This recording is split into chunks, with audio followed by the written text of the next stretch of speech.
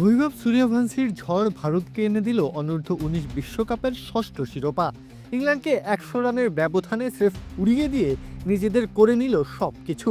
সেই সাথে বুঝিয়ে দিল ভারতের এই যুবারা অপ্রতিরোধ্য। টসে জিতে এদিন ব্যাটিংয়ে নামে ভারত, আর এরপর সব আলো কেড়ে নেন এক বৈভব সূর্যবংশী। 20 রানে প্রথম উইকেট হারালেও তাতে কোনো আক্ষেপের দাগ পড়েনি।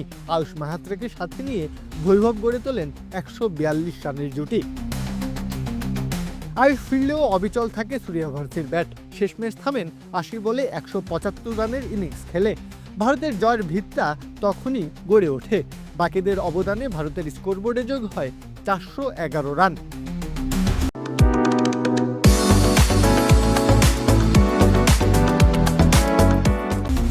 রানের পাহাড় দাঁড়িয়ে ইংল্যান্ড যুবাদের সামনে, যা টপকাতে রীতিমতো অবিশ্বাস্য কিছুই করতে হতো।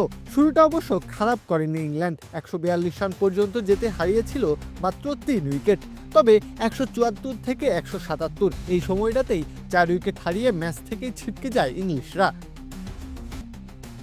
সেখান থেকে অবশ্য একটা ঘুরে দাঁড়ানোর চেষ্টা চালায় তারা, যার মূল চরিত্রে আবির্ভূত হন ক্যালেব ফ্যালকোনার। ভারতীয় বোলারদের সৃষ্টি করা ত্রাসের বিপরীতে লড়াই চালাতে থাকেন বুক চিতিয়ে, তুলে নেন শতকও।